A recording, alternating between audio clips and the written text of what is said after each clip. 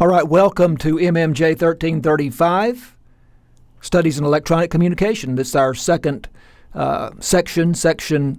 second outline on history. We're going to get into the period of television here with this today. So we've been discussing the very beginning of broadcasting with radio. Radio evolves into television. We'll discuss a little bit more about radio first. Many familiar types of television shows actually started on radio, and these are types of shows that you're very familiar with today. Situation comedies, sitcoms, game shows, soap operas. And we don't have as many soap operas today as we did, but we still have soap operas. The old comedy variety show, we don't have really don't have variety shows the way we did, but there's one very good example of a variety show, a comedy variety show, and that is Saturday Night Live, that you probably have seen. That's a variety show, and it used to be much more common than they are today. But the format of television programs that we have today, for the most part, started on network radio. Remember, we said NBC was a radio network. CBS was a radio network. And so as television came along, they took these styles of programs, and sometimes the programs themselves, for example, Jack Benny, The Guiding Light, Amos and Andy, and they just recreated those programs on television. So have a look at each one of those little clips, give you a sense of a network radio and what that was like. Most of those shows were done live. Amos and Andy, of course, very popular program in the 20s and 30s and really right into the early days of television in the 50s. It is now a program that we recognize was guilty of racial stereotyping, and so we look at that program now very differently. But it was the first very popular sitcom that existed on radio. Orson Welles, The War of the Worlds thing. I'm not going to spend a lot of time on that. You can listen to some of the War of the Worlds. This is a wonderful story. I find that students tend to know about this story, even though it happened long before they were born. But this sort of showed, beyond just being a curiosity, showed the power of broadcasting and how, in a way, dangerous broadcasting could be to disseminate a false message. Although Wells was not attempting to mislead people, he didn't understand how the show would be perceived. And of course, this was a program, it was a dramatization of an invasion from men from Mars. And a lot of people believed that it was real. So have a listen to some of those clips from the War of the Worlds there, and I think you will enjoy those. And then as we move forward, network radio began to decline after 1948 because television had come along by that time. We're going to talk more about television here in a few moments. And television, as I've already more or less said, began to take over the type of programs that radio had broadcast.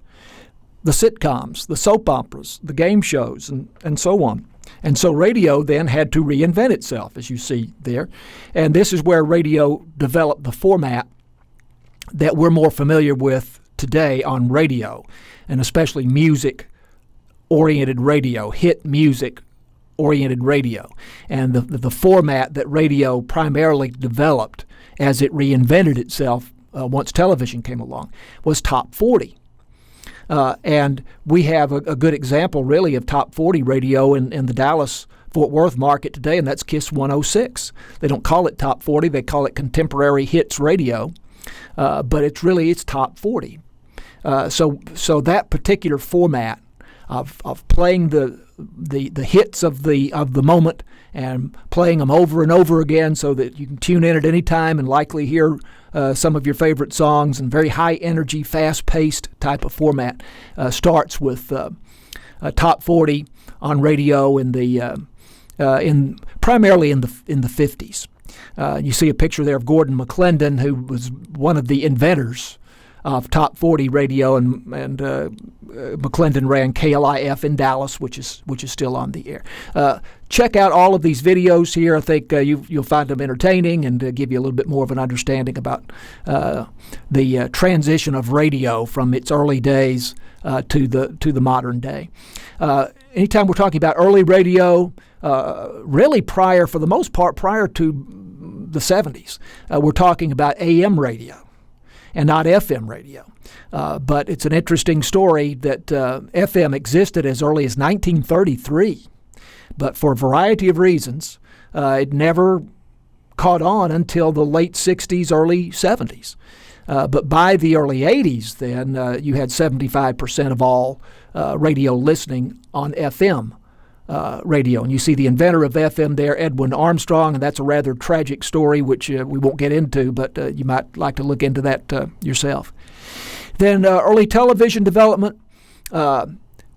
The invention of television is a much more hazy kind of thing than radio, where we have Marconi is pretty much agreed upon. There's some dispute, but Marconi is by and large agreed upon as the inventor of radio. That is not nearly as clear cut with television. You have really three people, but primarily Philo Farnsworth and Vladimir Zworykin are considered sort of the co-inventors of television, but they were not partners. They were not working together. In fact, they were bitter rivals. They were working against each other, more or less on the same thing, and they were racing to come up with television. And there's a very good video there on the invention of television. I recommend that you watch on that. But the two names that primarily you should know are Philo Farnsworth and Vladimir Zworykin. We had television was pretty much ready to go by 1939. This was before World War II.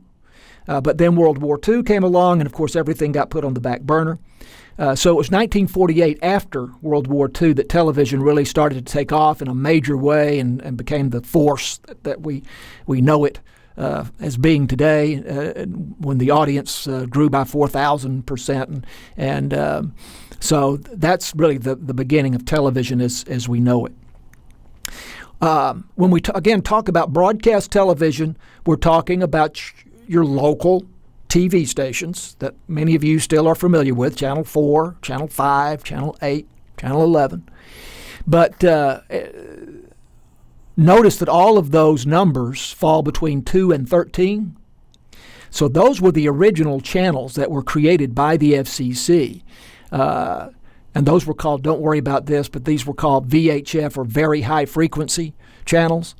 And so those still today, 4, 5, 8, 11, 13, those were the original channels on the air in Dallas-Fort Worth. And so they had a tremendous advantage being the first channels. And they, to this day, they are the most watched and viewed and therefore most profitable channels on the air in Dallas-Fort Worth television.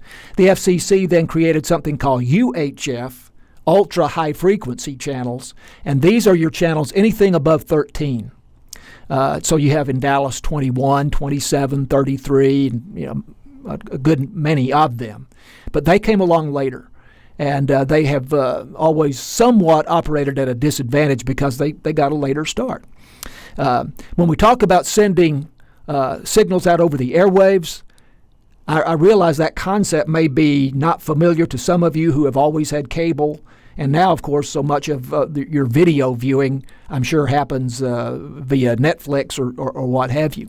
But you can actually get these television stations from Dallas for free if you have an antenna. Like radio, broadcast TV goes over the airwaves and is received by an antenna. And if you have an antenna, it is free. And I have a video there. This is a homemade YouTube video of a fellow demonstrating his antenna.